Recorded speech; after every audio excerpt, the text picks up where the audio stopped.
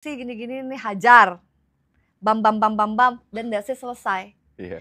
Jadi mereka yang menonton itu, mereka pikir hubungan antara laki-laki dan perempuan sebenarnya adalah sebatas itu aja. Sebatas itu aja. Sebenarnya it's more than that. Jadi ini adalah produksi elit global memarketingkan seks yang salah. Sex, sacred energy exchange sebenarnya adalah sesuatu yang sakral, sebuah ritual. Seks itu adalah ritual tertinggi manusia, di mana melakukan sebuah penciptaan akan manusia baru. Itu gila kan? Terus Chef, kalau tadi aku yang belum sempat kejawab tadi soal ini deh, apa makanan-makanan yang harus dihindari secara konkret. Sebut aja misalnya kayak gula. Apa sih bahayanya gula gitu. Terus tepung-tepungan gitu kan ya. Itu tuh gimana Chef? Yang selama ini dihindari sama Chef Citra sendiri itu apa gitu? Kalau daging udah pasti ya. Oke, daging pasti. Tapi aku tidak menjudge orang untuk mereka yang masih makan daging. It's your choice, it's your body. Ini adalah hidup kamu. Kamu mau berhenti makan silahkan, mau mengurangi silahkan juga gitu kan. Tapi ya itu tadi, informasi yang bisa aku bagikan adalah be light as possible, makan dengan frekuensi tertinggi sebisa mungkin. Dan kalau mengacu kepada makanan dengan frekuensi rendah, gula dan tepung itu adalah salah satunya. Kelebihan too much gula ini kan makanan proses, it's processed food. Kecuali gula yang natural. Gula yang natural seperti kayak coconut sugar atau mungkin gula sorghum kayak gitu. Gula tebu, gula tebu yang diproses itu adalah gula kristalin sekarang. Itu sebaiknya dihindari karena kelebihan gula pada anak itu adalah ADHD. Kelebihan gula pada orang tua adalah Alzheimer. Kelebihan gula pada tubuh kita cancer. Kelebihan gula pada kulit jerawat. Jadi sebenarnya itu adalah hal-hal yang nggak bisa diproses oleh tubuh kita dan berubah menjadi penyakit. Ketidakharmonisan tubuh terhadap sesuatu itu adalah penyakit. Ulahnya adalah ulah kita sendiri. Jadi itulah implikasi dari gula. Terus kalau tepung, kebanyakan tepung, sebenarnya tepung zaman dulu nggak apa-apa. Orang makan mie, makan roti. Tapi kalau memang real tepung, masalahnya sekarang roti yang sekarang dan mie yang sekarang berasal dari tepung yang banyak sekali campurannya, banyak sekali bahan kimianya, banyak sekali bahan bleachingnya supaya putih tepungnya, kayak gitu. Jadi sebenarnya bukan salah tepungnya, tapi salah penggunaan bahan kimia di tepung itu. Di gandum itu banyak sekali bahan-bahan kimianya. Salah satu yang paling besar adalah glyphosate. Dan tepung-tepung ini bukan tepung, dan gandum-gandum ini kebanyakan juga hasil genetika, hasil rekayasa genetika. Jadi sebenarnya masalahnya di situ. Jadi roti dan mie 100 atau 200 tahun yang lalu berbeda dengan roti dan mie yang sekarang gitu. Yang benar-benar bahannya hanya tepung, air, garam. Jadi atau ragi. Tapi kalau misalnya memutuskan untuk mulai sekarang, pokoknya no sugar gitu ya. Pokoknya kita nggak menghindari gula lah ya. Bahkan beberapa sahabatku itu memang benar-benar dia sampai nggak makan nasi gitu untuk menghindari gula itu. Dan wajahnya pada awet muda semua sih. Kenapa bisa begitu ya? You are what you eat. Again, semakin kamu makan senatural mungkin, semakin you are light. You are karena kamu you're a light being, you closer to the source, maka badan-badan atau sel-sel di dalam tubuh kita juga ternutrisi dengan hal yang semestinya. That's the real anti-aging. Anti-aging bukan sesuatu hal yang artificial yang kita taruh di muka, tapi adalah sesuatu yang kita konsumsi untuk maintain penampilan kita. Gitu. Aku selalu berpikir bahwa kita nggak tahu di tahun berapa. Karena sebenarnya harusnya bukan 12 bulan, harusnya 13 bulan supaya semua sinkron 28 hari, sinkron dengan bulan dengan moon cycle. Jadi kalau dibilang saya misalnya umur 35 tahun, I don't really know apakah saya umur 35 tahun atau enggak karena konsep kalendernya udah salah. So I don't believe in age. Jadi aku selalu patokannya kepada soul and soul, jiwa. So eat something to nourish your soul, not for your age. Nah nanti dari situ ke maintain sendiri jiwanya. terpancarlah vibrasi positif, terpancarlah aura positif. Nah itulah yang akan membuat kita terlihat awet muda, kayak gitu. Jadi konsep the real anti-aging sebenarnya adalah berkaitan dengan sesuatu hal yang kita makan, apa yang kita masukkan ke dalam tubuh kita sehingga vibrasi kita naik, vibrasi kita positif. Terpancarlah aura yang positif jadinya. Terlihatlah awet muda jadinya. Menarik tuh konsep kalender udah salah itu. Iya bener juga. Oh iya, karena kita nggak sync aja dengan dunia ini, emang sengaja dibuat terputus kan. Semua itu by design.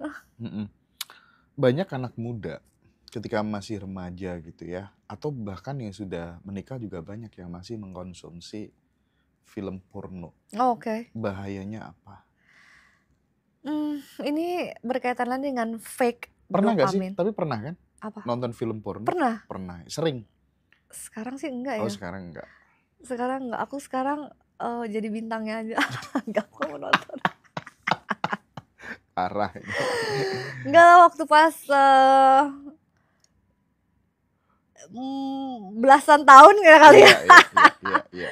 Karena rasa ingin tahu gitu ya, penasaran gitu ya. Iya, karena rasa ingin tahu. Beda dengan sengaja membuat itu menjadi adiksi. Beda ya, rasa keingintahuan dengan memaintainnya itu sebagai sebuah kebiasaan.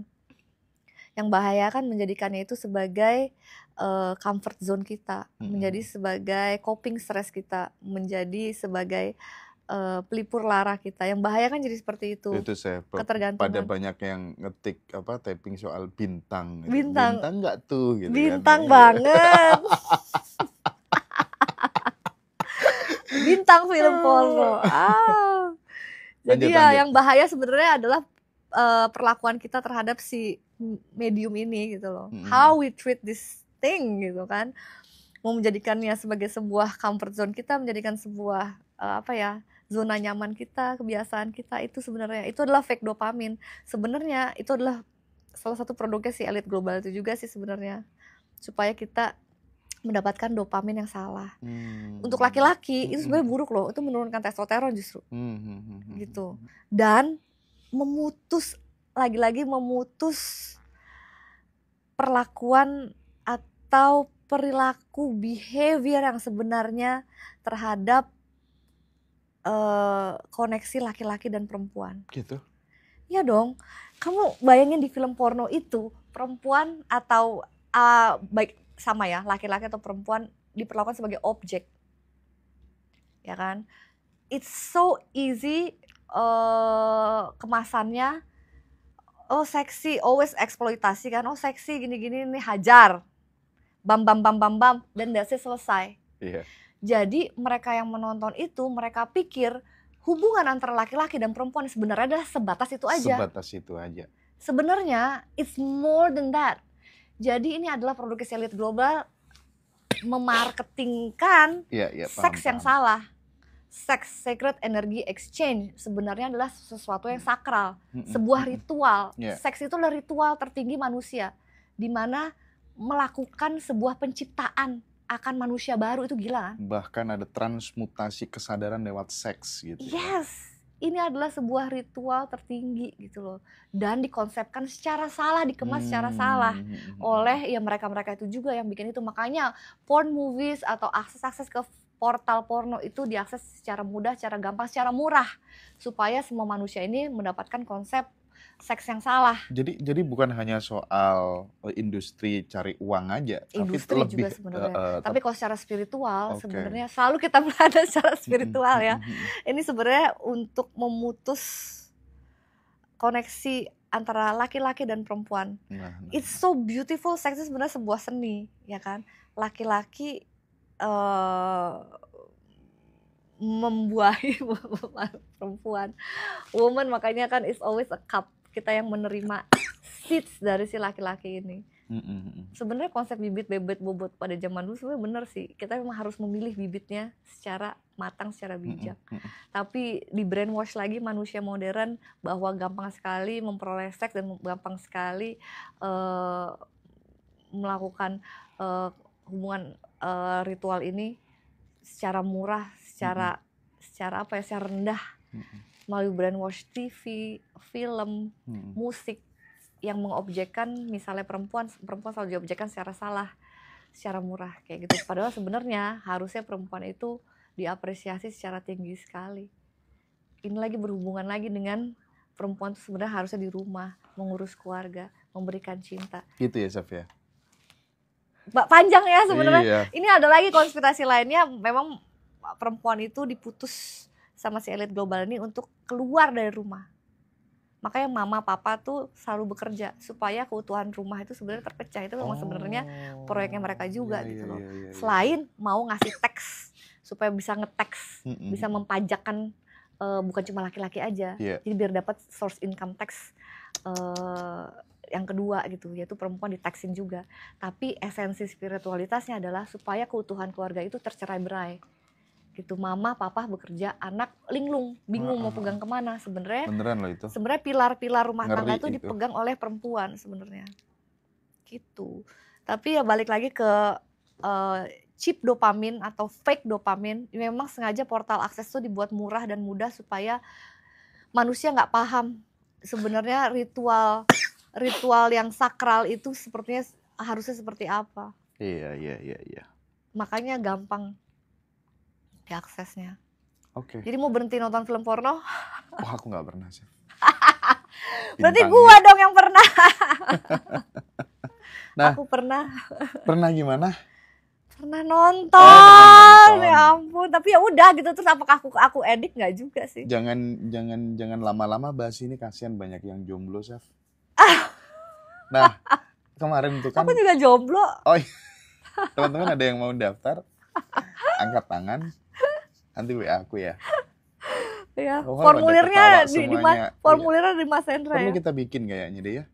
Audisi gitu ya. Audisi. Menarik lah ya. Oh ya, pada angkat tangan semua, Chef. Harus anti. Harus anti elit global. Ya, bikin CV dulu lah ya. Tunggu CV-nya teman-teman ya. Seru. Requirement-nya harus mampu kasih aku tanah buat bikin peternakan, supaya aku bisa punya ayam, punya bebek, punya sapi gitu. Oke deh, harus nanti yang deket air terjun supaya aku dapat sumber air mata alam. Aku bikin flyer resmi nanti ya, kakak-kakak ya. Jadi Chef Citra mencari jodoh gitu ya. Komisi berapa? Syaratnya apa aja? Oh, nanti aja lah di belakang layar lah ya. Oke, nggak lebih dari 10% ya, Mas? Nggak, aman. Ya, tolong ya. Iya. Komisi agency. Deal ya. Teman-teman OTW semua ya, persiapkan ya. Komisi agency nggak lebih dari 10% ya. Tapi aku tuh kadang memang sempet sih punya pikiran gitu ya. Hadirnya Ngaji Roso tuh aku pengen kasih solusi yang praktis gitu, termasuk buat para jomblo sih. Cuman aku lagi ngemas gimana aku bisa nolong jembatani teman-teman yang jomblo itu kan ya, sebagai biru jodoh gitu ya. Banyakin ini dong, kegiatan offline dong biar ketemu. Gitu ya. Biar ketemu langsung. Ayo dong para jomblo, kita bikin kegiatan offline bareng Chef Citra, setuju nggak? Iya dong. Iya, kayaknya menarik ya. Iya. Oke. Jadi Tinder offline ya. Boleh. Khusus jomblo ya teman-teman ya. Kita kenalan langsung di sana ya. Hanya jomblo. Iya, room jodoh. Jadi yang ikut khusus jomblo. Konsepnya gimana? Tunggu, aku nanti ngobrol sama Chef Citra. Room jodoh kan? Ngaji rojo. Ngaji room jodoh. Bukan ngaji roso. Ngaji rojo. Ngaji rojo, menarik tuh. Aduh. Bisa tuh. Semi jomblo boleh lah ya. Oke. Wah, ini parah nih. Okay. Sekarang kalau nanya orang kan single apa dulu nih? Single tapi masih punya istri, single tapi masih punya suami, single tapi complicated, single gitu tapi ya, banyak variannya ya. Iya, banyak single varian, bukan single sekarang nih. Gawat, mesti ditanya dulu single kamu single apa? Oke, teman-teman akan kita create nanti ya. Mbak-mbak yang jomblo-jomblo, mas-mas, kita yuk liburan bareng. Room jomblo. Berkah Mas, jadi mempersatukan orang dong ya kan. Atas nama cinta. Keren tuh. Tapi serius aku kadang kasihan melihat teman-teman yang jomblo-jomblo itu. Kamu kasihan sama aku dong berarti. Oh enggak. Udah jomblo 2 tahun kemarin nih. Tuh kan habis pelantikan Pak Prabowo. Jangan ngomong politik kan? Dong. Aduh, ini penting untuk ditanyakan. Kita juga pengennya ngasih edukasi politik, edukasi dong. Segala macem lah. Berani nggak sih kira-kira melawan elit global gitu? Kira-kira nggak bisa ya? Nggak mungkin gitu ya? Ini kamu pancingan ya, mancing aku. Kan lu bisa lihat sendiri beritanya ya. Dia udah salaman sama siapa? Iya, barusan ya. Beberapa bulan yang lalu deh. Gitu ya? Kayaknya dia salaman sama seseorang deh. Salaman sama siapa ya? Bukan yang baru ini? Tak lempar kok. Kenapa gak berani sebut nama, Chef? Nggak mau sih kalau politik saya nggak. Gitu. Anti. Jangan ngobrol politik ya. Karena buat aku, sayap kiri, sayap kanan berasal dari burung yang sama. Oke. Jadi tidak ada yang perlu dibahas. Ya. Burungnya sama. Ya, oke. Burungnya sopo. Terakhir, Chef. Terakhir sekali karena Mbak itu udah datang. Mbak siapa? Mbak Tri Utami. Mbak Ii. Wow. Mbak Ii udah datang gitu ya. Senangnya. Kita ini kan dikasih waktu 24 jam sehari gitu ya, dikasih energi yang hampir sama gitu. Tapi ada yang berhasil, ada yang enggak gitu. Maksudnya? Dalam hidup ini gitu ya. Ada yang sukses, ada yang enggak gitu. Apa yang menyebabkan hal itu, Chef? Menurut Chef Citra? Apa tolak kesuksesan? Iya, minimal. Saya tanya lagi, apa tolak kesuksesan? Minimal gitu. Ini aku ngomong secara umum aja gitu ya.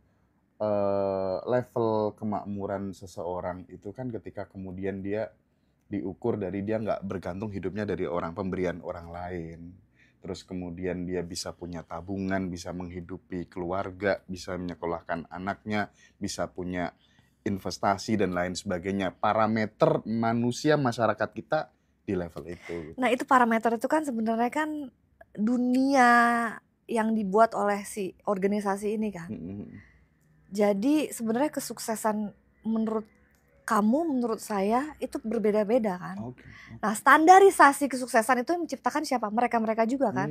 Kalau kamu harus punya ini, kalau kamu berada di jabatan ini, kalau kamu punya tabungan senominal ini, ya kan. Tapi sebenarnya kekayaan sesungguhnya kan bukan berasal dari situ. Bahkan orang terkaya sekalipun bisa merasa kesepian dan merasa tidak bahagia kan. Iya. Jadi sebenarnya parameter kesuksesan itu apa? Saya tanya lagi gitu ke kamu. Saya merasa kaya itu ketika saya punya apa? Bisa aja saya merasa kaya ketika saya merasa saya bernapas setiap hari, saya memiliki tangan, saya memiliki kaki, saya memiliki keluarga. Jadi sebenarnya tolak ukur kekayaan dan kesuksesan itu seperti apa? Kalau kekayaannya dan kesuksesan atau jabatan tertentu seseorang itu ditentukan oleh standarnya si elit global, ya berarti kita mengacu ke sana gitu loh. Suruh naik aja. Mengacu ke sana ya kan. Parameternya parameter si elit global dong. Iya. Kayak gitu. Tapi sebenarnya kekayaan secara spiritual kan nggak kayak gitu. Iya bener.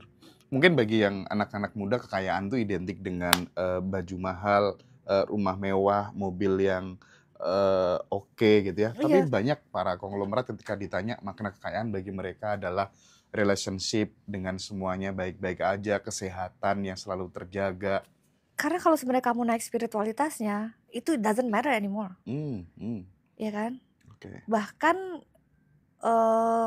mungkin pernah ketemu nggak sama orang yang super duper kaya, tapi mungkin level spiritualitasnya sudah tinggi, bahkan nggak perlu pakai mobil supercar, pakai Kijang aja udah cukup. Iya. Padahal duitnya saldo lebih banyak. Dari yang berusaha kayak kan memang produk-produk branded itu kan yang menyangsa pasar-pasar orang yang berusaha untuk jadi kaya gitu. Iya, jadi tapi makanya mereka yang tidak memerlukan approval itu dan tidak memerlukan label branded itu, mungkin level spiritualitasnya sudah beda gitu. Mungkin kayanya secara spiritualitas sudah beda. Jadi sebenarnya tolak ukur sukses atau kaya itu seperti apa? Kalau belum tentu ya mungkin kaya secara dunia tapi tidak kaya secara spiritual ya kan. Jadi itu dua hal yang berbeda. Tapi kalau misalnya kita kaya secara spiritual, ya kita tidak membutuhkan apa-apa sih. Karena kita akan meninggalkan dunia ini juga gak membawa apa-apa sebenarnya. Tapi untuk mencapai goal tertentu sebagai manusia, mungkin pengen ada di level atau jabatan tertentu supaya diapresiasi. Ya sebenarnya sah-sah aja. Tapi hanya menggunakan itu sebagai medium atau menggunakan itu sebagai kendaraan untuk mencapai status sosial tertentu. ting tung. Nice. Tapi bukan menjadi kita ya. Iya. It's not who we are. Oke. Chef Citra, terima kasih banyak atas waktunya ya. Thank you very much. Kita Terima ketemu kasih. lagi. Seandainya bisa ya. berbicara lebih lama lagi, tapi ada tamu selanjutnya. Iya. Aku harus tahu diri. Makasih banyak ya Chef ya. Matur Thank suksma. you. Terima kasih. Sampai Bye. jumpa.